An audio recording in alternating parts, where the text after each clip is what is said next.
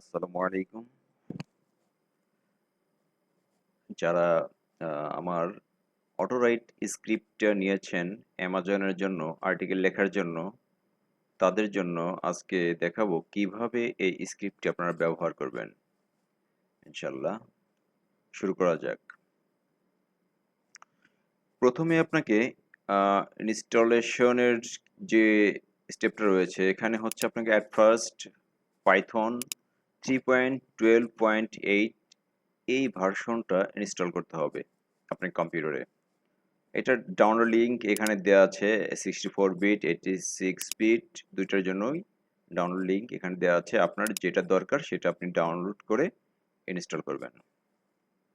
কিভাবে ইনস্টল করতে হয় এই যে এখানে একটা ভিডিও লিঙ্ক দিয়েছি, এটাও দেখতে পারেন। আর এটা নর্মাল ইনস্টল, বেশি কিছু নাই।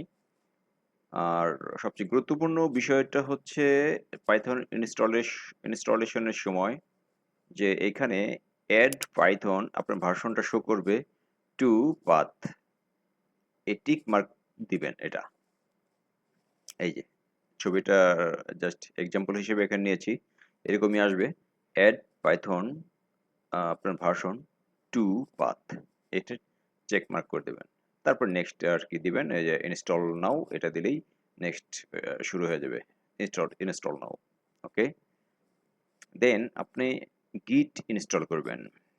আপনার কম্পিউটারে গিট ইনস্টল থাকতে হবে। এটার ডাউনলোড লিঙ্ক এখানে দেওয়া আছে, গিটটা ইনস্টল করে নেবেন। গিট ইনস্টল করার পরে আপনার যে কোনো একটা কোড এডিটর ভিএস কোডের লিঙ্কটা দেওয়া আছে এখানে, অথবা নোটপ্যাড প্লাস প্লাস অ্যাভেলেবেল আছে, ইন্টারনেটে সার্চ দিলে পাবেন। ইনস্টল করলে ভালো হয়। এখন আমরা দেখব কিভাবে স্ক্রিপ্ট আমরা রান করব। প্রথমে আপনার যে ফাইলটা ডাউনলোড করছেন আমার দেয়া স্ক্রিপ্টটা, সেটাকে আনজিপ অথবা এক্সট্রাক্ট করুন। এক্সট্রাক্ট করে দেন আমরা ওই ফোল্ডারে ঢুকে একটা সিএমডি ওপেন করব, কমান্ড প্রম্পট ওপেন করব। আচ্ছা, তাহলে আমরা ওটা শুরু করি। অলরেডি আমি আনজিপ করেছি। এখানে এখানে আমরা একটা সিএমডি ওপেন করব। আমরা এখানে এই ফোল্ডার লোকেশনে রেখে রাইট বাটন ক্লিক করে ওপেন ইন টার্মিনাল, এটা ক্লিক করলে কমান্ড প্রম্পট ওপেন হবে। আচ্ছা, কেটে দিচ্ছি। যাদের উইন্ডোজ একটু ওল্ড তাদের, আমার হচ্ছে উইন্ডোজ 11 এটা আসছে, উইন্ডোজ 10-এ সম্ভবত আসে না। তারা কি করবেন, তারা এখানে অল সিলেক্ট করে এই পাথটা অল সিলেক্ট করে সিএমডি লিখবেন। সিএমডি লিখে এন্টার দিবেন। এন্টার দিলে এরকম কমান্ড প্রম্পট চালু হবে। আচ্ছা, এখানে দেখেন কমান্ড প্রম্পট এটা।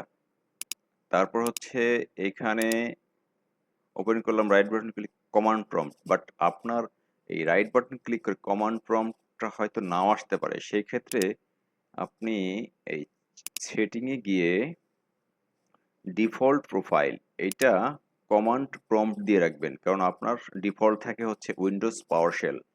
উইন্ডোজ পাওয়ারশেলটা একটু সিকিউরড বেশি, এর জন্য আপনার বিভিন্ন কমান্ড রান করতে সমস্যা হতে পারে। তাই ডিফল্ট প্রোফাইল হিসেবে কমান্ড প্রম্পটটা দিয়ে রাখবেন। ওকে, সেভ দিয়ে দিবেন।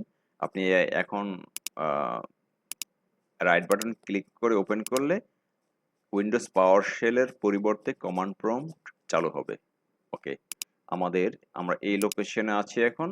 আমরা কমান্ড প্রম্পট পেয়েছি। এখন এখানে আমরা একটা ভার্চুয়াল এনভায়রনমেন্ট ক্রিয়েট করব। তো আমরা কমান্ডটা রান করাই ভার্চুয়াল এনভায়রনমেন্ট কিভাবে ক্রিয়েট করতে হয়। পাইথন -m vnb.vnb, এই কমান্ডটা আমরা এখানে রান করাবো। এইটা হচ্ছে আপনি ইচ্ছা মতো নামটা দিতে পারবেন, সমস্যা নেই, বাট এইটুকু মাস্ট দিতে হবে। এইটুকু লিখে আমরা এন্টার দেব। এখানে আপনার হচ্ছে এই ফোল্ডারে একটা ভিএনবি, দেখেন নতুন একটা ফোল্ডার ক্রিয়েট হয়েছে, এখানে কিছু ফাইল তৈরি হবে। ফাইল তৈরি হওয়া শেষ হয়ে গেলেই এইটা অপারেশন শেষ হবে। শেষ মানে আপনার ওই ফোল্ডারে একটা ভার্চুয়াল এনভায়রনমেন্ট ক্রিয়েট হচ্ছে। এখন আমাদের এই ভার্চুয়াল এনভায়রনমেন্টটা অ্যাক্টিভেট করতে হবে। তার আগে একটু বলে দেই যে ভার্চুয়াল এনভায়রনমেন্টটা কি? এটা হচ্ছে আপনার পাইথনের বিভিন্ন ধরনের প্যাকেজ আপনি যখন ইন্ডিভিজুয়াল কোনো স্ক্রিপ্টের জন্য রান করাইতে চান, মানে ইউজ করতে চান, তখন আপনার ওই সিস্টেমে সমস্ত প্যাকেজ ইনস্টল না করে একটা ফোল্ডারে, একটা লোকেশনে যে আপনার এই স্ক্রিপ্টের জন্য এই প্যাকেজগুলো দরকার। সেই ক্ষেত্রে আপনার ইন্ডিভিজুয়াল প্রজেক্টের জন্য, ইন্ডিভিজুয়াল স্ক্রিপ্টের জন্য আলাদা আলাদা প্যাকেজ ওই এক জায়গায় রয়ে গেল। এটা গ্লোবালি, মানে আপনার সি ড্রাইভে যেখানে পাইথন আছে সেখানে আর ওইটা ইনস্টল হবে না। এতে কি হবে, আপনার যখন এই স্ক্রিপ্টটা রান করা শেষ, আপনি ডিলিট করে দিলেন বা অপ্রয়োজনীয় আর কি হলো ওই, এরপরে আপনার আর প্যাকেজের আর কি দরকার নাই। এই জন্য ভার্চুয়াল এনভায়রনমেন্ট এটা আমি দিয়েছি এই জন্যই, যাতে আপনারা সবকিছু এক জায়গায় পান। এই জন্য আমি এই সিস্টেমটা দিয়েছি আর কি। এই সিস্টেমটাই আমার কাছে মনে হয় আর কি নিরাপদ। আচ্ছা, এখন আমরা এই ভার্চুয়াল এনভায়রনমেন্টটাকে অ্যাক্টিভেট করব। অ্যাক্টিভেটের জন্য এই কমান্ডটা রান করবেন।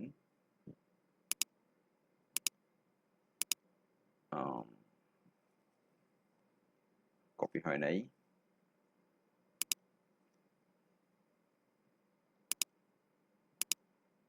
Copy, paste. Right button click করলে পেস্ট হয়ে যাবে অটো। এরপর এন্টার দেব। এন্টার দিয়ে দেখেন ভার্চুয়াল এনভায়রনমেন্ট অ্যাক্টিভেট হয়ে গেছে। এখন আমরা এই স্ক্রিপ্ট রান করার জন্য প্রয়োজনীয় কিছু প্যাকেজ, পাইথন প্যাকেজ ইনস্টল দেব। সেজন্য আমাদের এই যে ফাইলটা দেখছেন না, এই ফাইলটা যে নামটা আছে এভাবে রাখবেন। এই ফাইলটা কিন্তু অবশ্যই ডিলিট যেন করবেন না, অবশ্যই ডিলিট করবেন না, এরকমই নাম থাকবে। আমরা এটা এখন রান করব, ইনস্টল করব। পিপ ইনস্টল, এখানে এন্টার।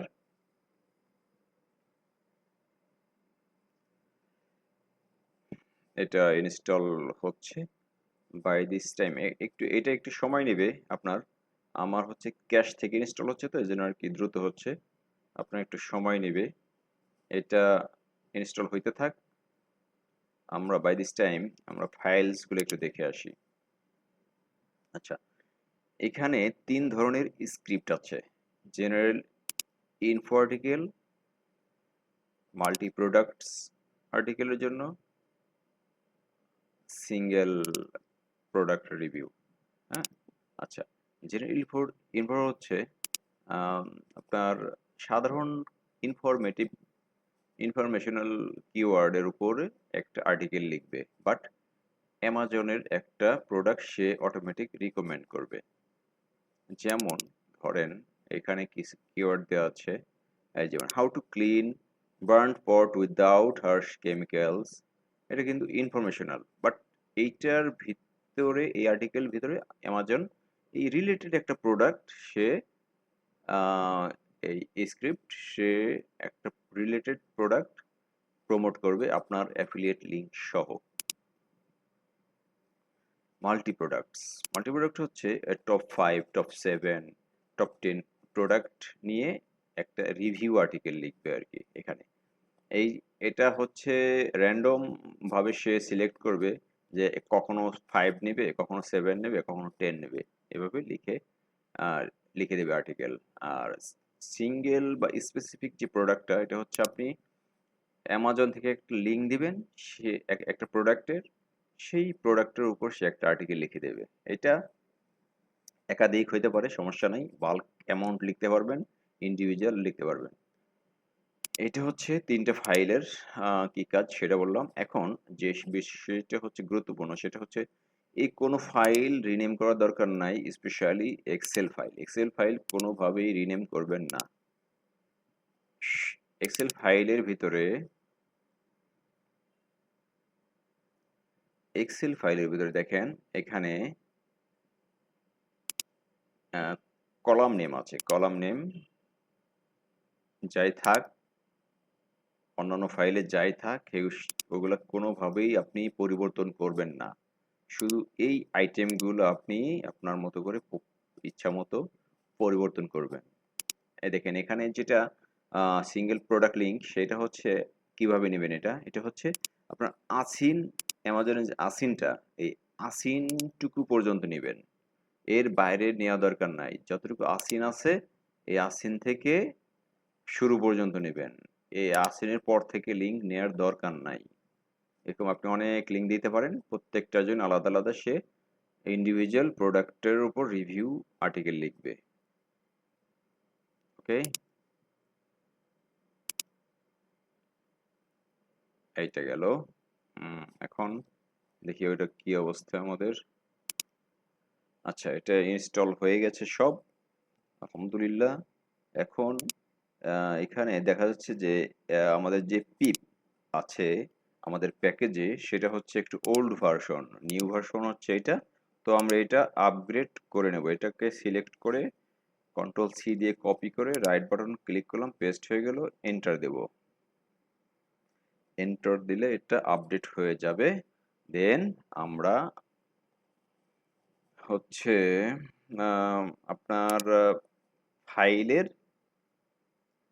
সব ফাইলের এপিআই গুলা, ক্রেডেনশিয়াল গুলো আপনি চেঞ্জ করবেন।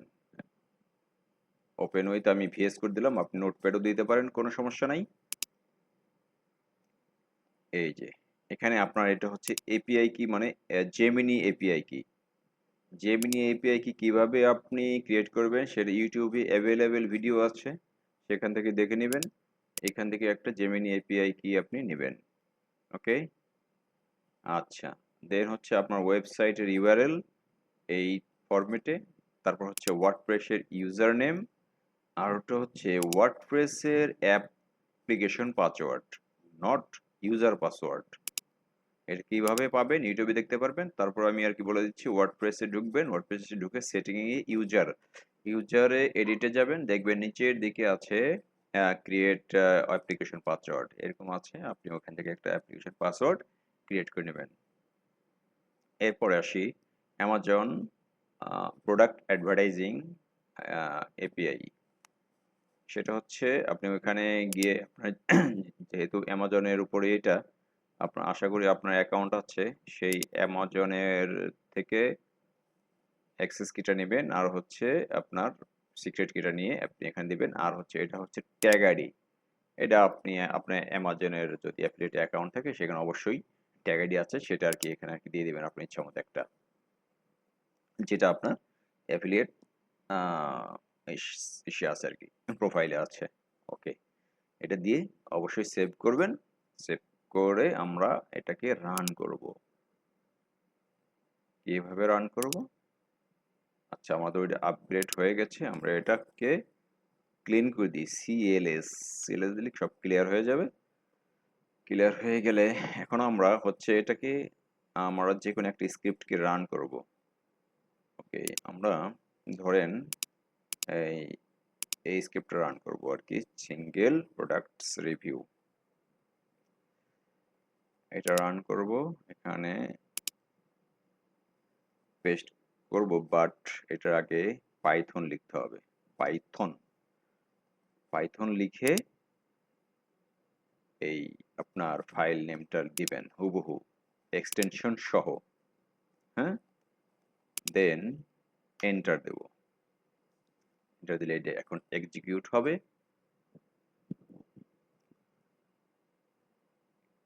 এক্সিকিউট হচ্ছে,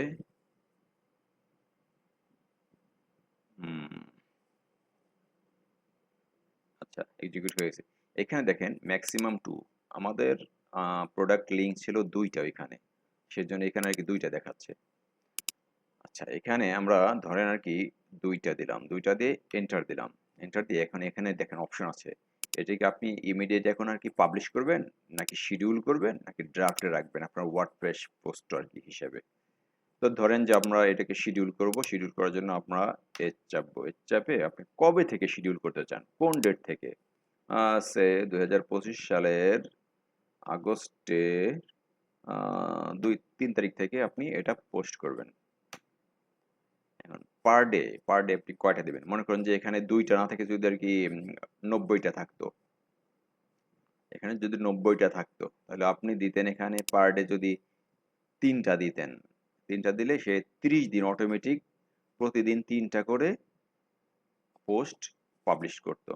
তো 3টা, তো আমাদের এখানে আছে তো 2টা, আমরা ধরেন যে একটা দিব, একটা দিয়ে যদি এন্টার দিই এটা শুরু হয়ে যাবে। ডেইলি একটা করে পোস্ট, মানে আপনার 3 তারিখে একটা হবে, 4 তারিখে একটা হবে। আচ্ছা, আমরা তাহলে এটা এখন আর যাচ্ছি না, আমরা কন্ট্রোল সি দিয়ে ক্যান্সেল করে দিলাম, সিএলএস ক্লিয়ার। আমরা এই পাইথন এই যে আপ অ্যারো কি দিয়ে এটা আবার নিয়ে আসলাম, এন্টার দিলাম, এটা আবার রান করব, কারণ আমরা একটাকে পাবলিশ করব, আমরা একটা আর্টিকেল পাবলিশ করব। এক লিখলাম, পাবলিশের জন্য পি লিখলাম, এন্টার দিলাম, creating your post, please wait.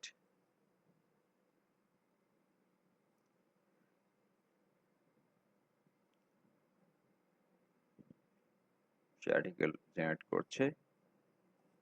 আপনি এভাবে একবারে 40 থেকে 50টা পোস্ট আপনি শিডিউল করতে পারবেন বা পোস্ট করতে পারবেন। এর বেশিও দেওয়া যাবে, বাট এর বেশি দিলে কি হয়, অনেক সময় গুগল থেকে একটু ব্লক করে, বাট 8-10 মিনিট পর আবার ট্রাই করলে আবার আপনি এতগুলো আর্টিকেল লিখতে পারবেন। সো আপনি এভাবে অনেক আর্টিকেল লিখতে পারবেন। ডেইলি ফ্রি এপিআই থেকে আপনি 200 রিকোয়েস্ট দিতে পারবেন।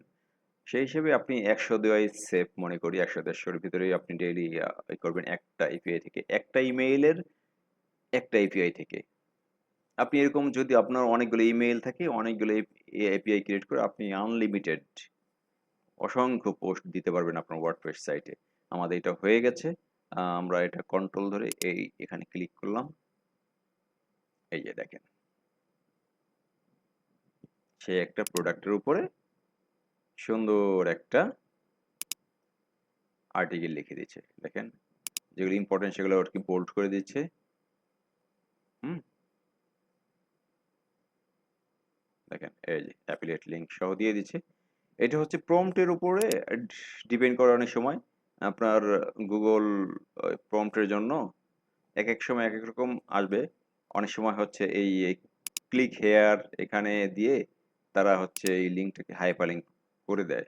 এটা হচ্ছে আপনার ওই যে গুগল যখন ওই জেমিনি এপিআই লেখে তখন ওর উপর আর কি ডিপেন্ড করে। অনেক সময় দেখবেন যে এখানে একটা লিঙ্ক দিয়ে দিছে অনেক সুন্দর করে। এরকম আসছে, আমারও আসছে পোস্ট, সেম সেম করি, সুন্দর করে আর কি দিয়ে দিয়েছে। সমস্যা নেই। এখন এফএকিউ লিখে দিয়েছে, এখানে সুন্দর রিলেটেড কিছু পোস্ট দিয়েছে, এগুলা আগে লিখেছিলাম। হ্যাঁ, এই যে দেখেন ইম্পর্টেন্ট জিনিসগুলো আপনাকে এখানে বোল্ড করে দিয়েছে। সুতরাং এভাবে আপনি অন্যান্য আর্টিকেলগুলো লিখতে পারবেন। সেম সিস্টেম, আর তেমন কিছু নাই গুরুত্বপূর্ণ। এভাবেই আপনি লিখতে পারবেন। গুরুত্বপূর্ণ হচ্ছে ওই যে ফাইলগুলা অবশ্যই নাম চেঞ্জ করবেন না, ওই এক্সেল ফাইলগুলা ওয়ার্ডপ্রেসে এগুলো আপনারই লাগবে। এইটা এগুলো এপিআই ক্রেডেনশিয়ালস আর ইম্পর্টেন্ট কিছু নাই। আশা করি আর কি বুঝতে পারছেন। আশা করি ইনশাল্লাহ আপনারা স্ক্রিপ্ট রান করাইতে পারবেন। আর হচ্ছে নেক্সট টাইমে দেখি ওয়েব অ্যাপ্লিকেশন টাইপের কিছু নিয়ে আসার ইচ্ছা আছে, যাতে আপনারা সহজে